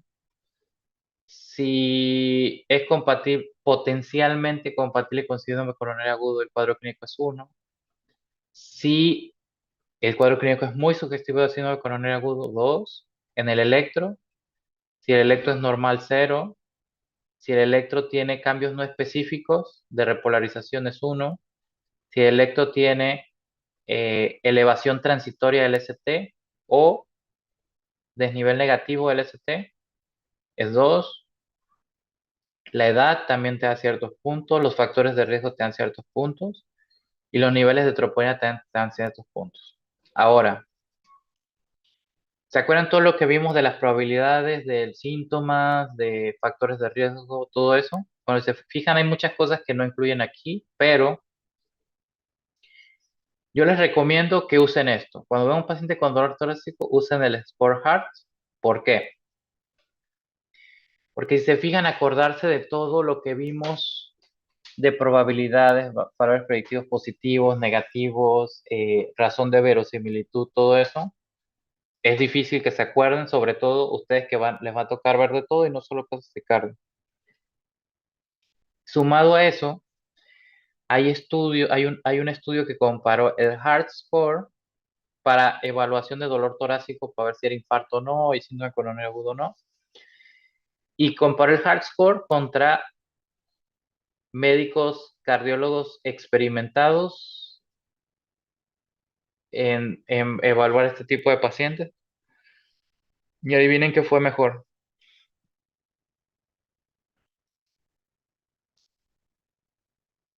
¿Alguna opinión?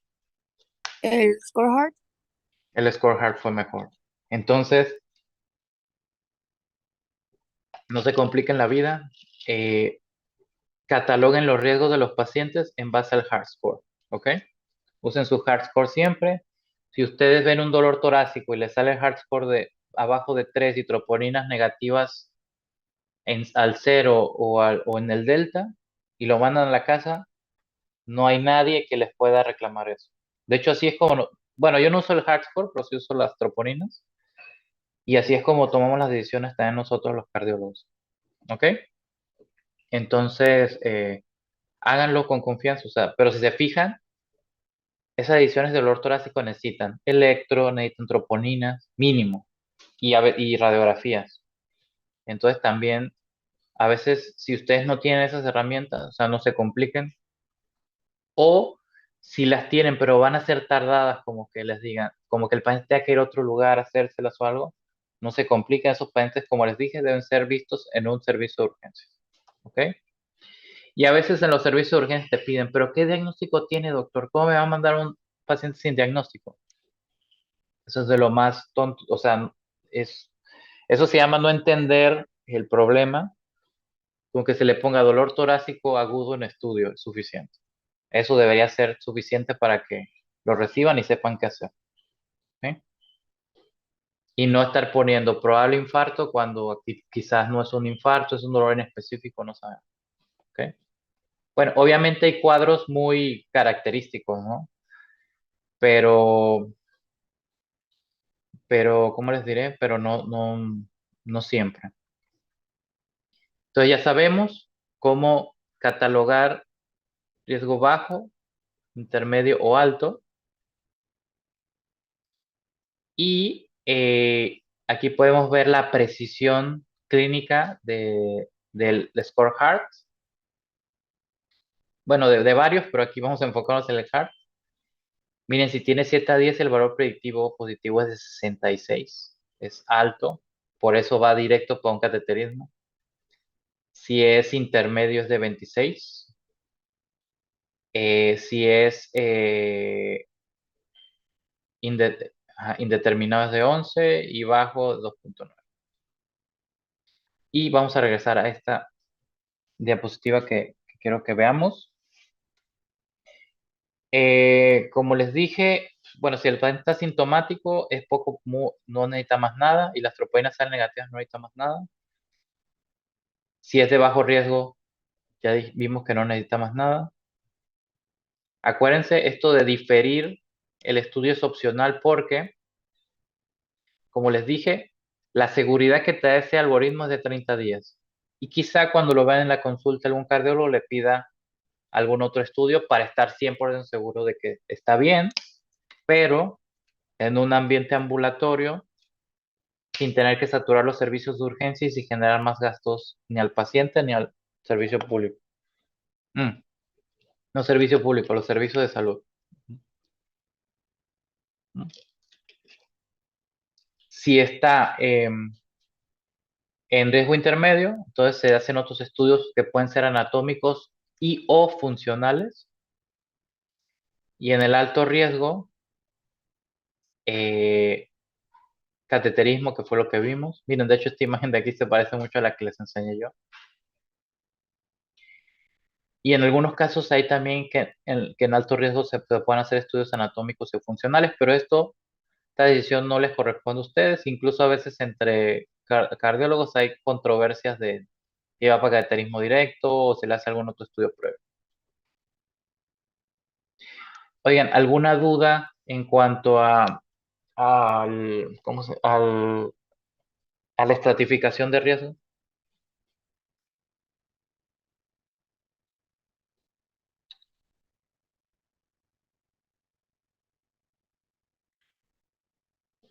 Ninguna, ¿ok? Creo que no hay dudas, doctor.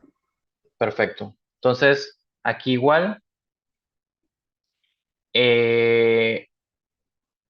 ya si tenemos, como les dije, si es de bajo riesgo, no necesita ningún estudio hospitalizado, se puede ir a casa. Obviamente, ya de manera ambulatoria, se podrían hacer algunos estudios para evaluar, dependiendo de su riesgo cardiovascular, pero eso lo haría alguien de manera ambulatoria. Eso no importa. Entonces nos quedamos con el riesgo intermedio a alto. Como dijimos, en el alto puede ir a cateterismo directo, pero a veces también puede ir a estudio, ya sea de estrés o algo que se llama angiocat coronario, que básicamente que es CCTA, es el angiocat coronario, que básicamente es tener imágenes como las que vimos del cateterismo, pero por una tomografía. Es útil, la resolución no es tan buena como la del cateterismo, pero tiene la ventaja que es no invasivo. Entonces, sabemos que en los intermedios si vamos a hacer estudios sea angiocat o de estrés. Eso va a depender, la elección va a depender de la edad, sobre todo porque cuando los pacientes son añosos, hay más posibilidad de que tenga calcio en las arterias y ese calcio va a hacer que el angiocat sea más difícil de interpretar o a veces que no se pueda interpretar por ese calcio. Si se fijan, en los pacientes que se elige algún estudio no invasivo, se fijan mucho en la edad, 65 años, por lo del calcio, y si es así, se favorece más usar estudios de estrés como eco, resonancia o medicina nuclear o PET. Ajá. Eh, y si es menor de 65 años, como la prevalencia de ese calcio coronario no es tan alta, eh, o sea, no es, sí, sí puede haber, pero no, generalmente no tanto como para que no te deje interpretar el estudio. Entonces ahí se favorece más el angiocat. Pero igual, esa decisión no les toca a ustedes. Pero van a ver que casi siempre a la mayoría de los pacientes se prefiere usar el angiocat coronario. Y bueno, cada estudio tiene su ventaja y desventaja. Ok. Y bueno, eso básicamente son el angiocat coronario y los estudios de imagen se dividen en eco transtorácico, eco de estrés, medicina nuclear con SPECT, PET y resonancia de estrés. Esos son, si se fijan, eh, esta sería perdón, esta sería, les dije eco, pero es la ergometría, que es la prueba de esfuerzo. Se fijan ya en las guías, aquí no se los escribí, pero ya no la recomiendan porque es muy poco sensible.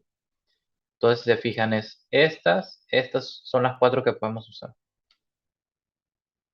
Y bueno, ¿qué seguridad nos da? Un estudio de estrés normal nos da un periodo de garantía de que en el próximo año de ese paciente, un año, o sea, no es eterno, durante el próximo año, el riesgo de MACE, que fue lo que vimos, de complicaciones cardiovasculares compuestas, que son infarto, rehospitalización, falla cardíaca y muerte por todas las causas, es baja, es de bajo riesgo, pero por un año. Y un cateterismo normal o un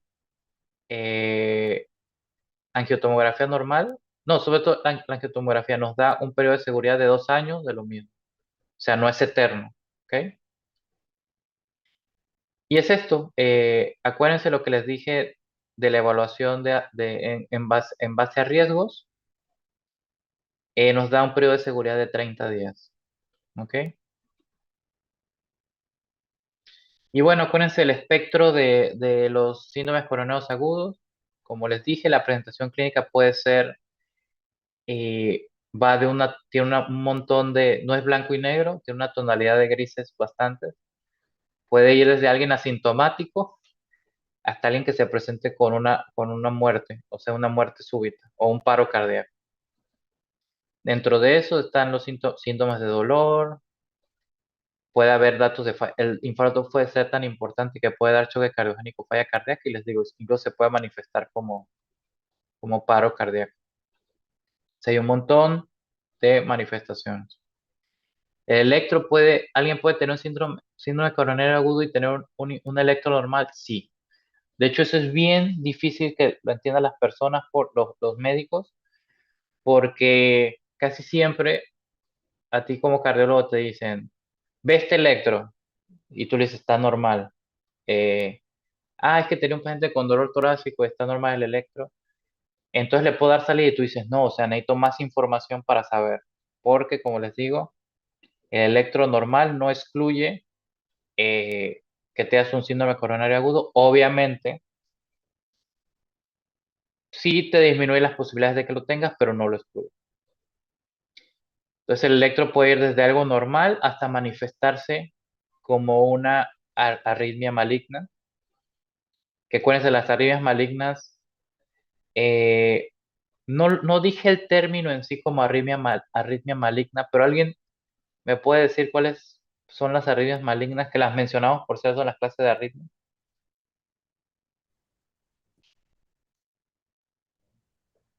Profe, serían las arritmias letales, ¿no? Ajá, pero ¿cuáles son? Ajá, es un Taquicardia, sinónimo de eso. taquicardia Ujú. Taquicardia ventricular, ventricular sin pulso, fibrilación asistole. ventricular, ajá, eso, es. Exacto, esas. Entonces también se puede manifestar como eso. Y bueno, antes de eso estaría el infarto con elevación del ST.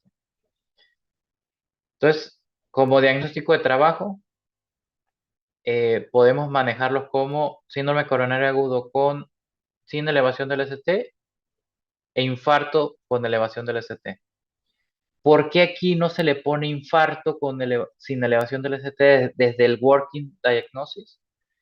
porque está la posibilidad de que le hagamos las troponinas y salgan normales. Y si es así, si se fijan, el siguiente paso es las troponinas. Y si es así, entonces queda se transforma en angina inestable. Si salen positivas las enzimas, se transforma en infarto sin elevación de segmento CT. Y bueno, no necesitamos las enzimas para clasificarlo. Desde que lo trabajamos, sabemos que es infarto con elevación del ST. No sé si eso quedó claro. O sea, ya cuando tenemos las enzimas, hay que reclasificar los síndromes coronados agudos y ponerle nombre y apellido sobre todo. Bueno, sí, apellido. Si salen negativas es angina inestable y salen positivas, infarto sin elevación. No se puede quedar con este diagnóstico siempre. Esto solo es un diagnóstico de trabajo. No sé si eso quedó claro. Ok. Muy bien. A ver cuánto tiempo llevamos. Oh, llevamos bastante tiempo. ¿Cómo están cansados o están frescos?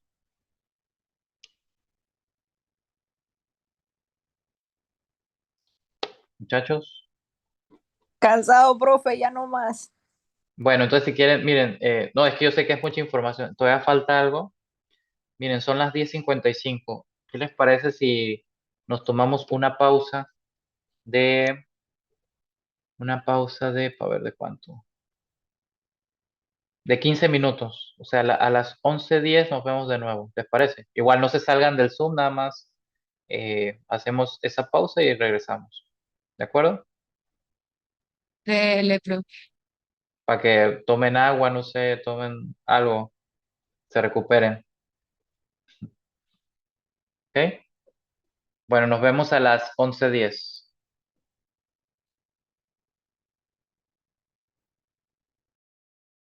Gracias, doctor.